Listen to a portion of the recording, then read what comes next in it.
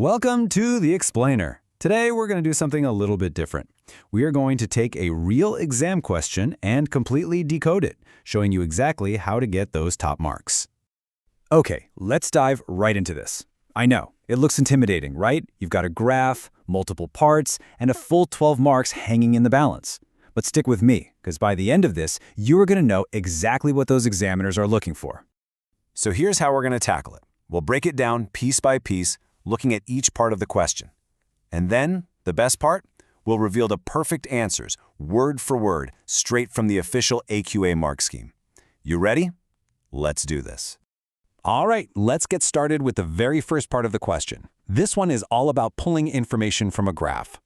So, the question wants you to describe the changes for both oil and solar over that 10-year period. But here's the crucial bit. It says to use data from the figure. That phrase is your biggest clue. You have to include numbers to get the marks. So, for a whole 3 marks, what do you actually need to write down? It's all about being precise and literally lifting the numbers right off that chart.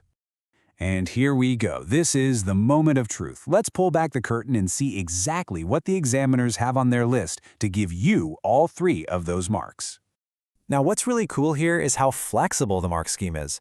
For oil, you could say it decreased by 0.8%, or you can say it went from 1.3 down to 0.5%. Either one gets you a point.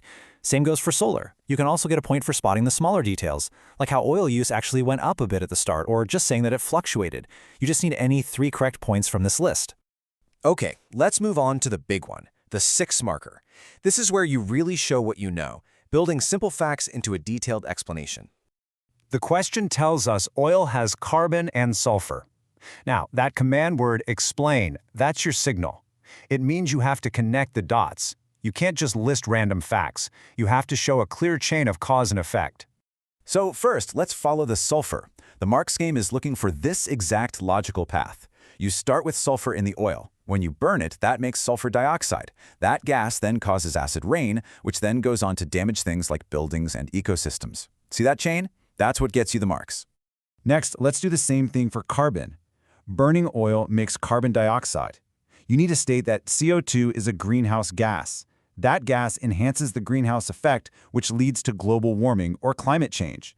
This just perfectly shows the level of detail you need. Every step is like a domino knocking over the next one. And there's a third way to get points here, talking about incomplete combustion. That process makes carbon, or soot, which are particulates.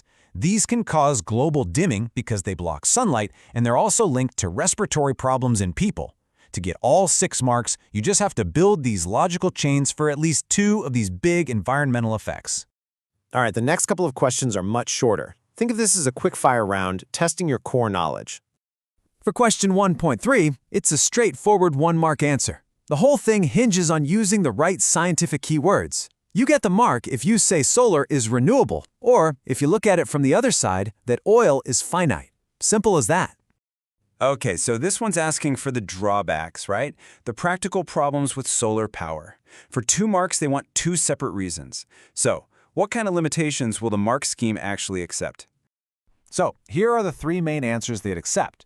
You could say that sunshine is unreliable, or that our demand for energy is just too high for solar to meet on its own, or that we're running out of space for solar farms. But look at that examiner's tip. This is pure gold. It literally says to ignore anything about cost. So even though it's a real-world issue, if you write down that solar panels are expensive, you get 0 marks. That's a huge piece of insider info. So we've just broken down an entire 12-mark question. What have we actually learned here? What is the secret code to thinking like an examiner? These really are the golden rules. Number 1, if they give you a graph, use the numbers. Don't just look at it, quote it. 2, for those big explain questions, build your answer like a story, linking one idea to the next. 3, know your definitions inside and out. And finally, number 4, read the question carefully to see if there are any traps, like that bit about ignoring cost. You see, it's not just about knowing chemistry, it's about proving you know it in the exact way they've asked. By using these techniques, you really can go into any question feeling confident. You can turn what looks confusing into easy, guaranteed marks. It really is all about cracking the code. And that's all for this explainer.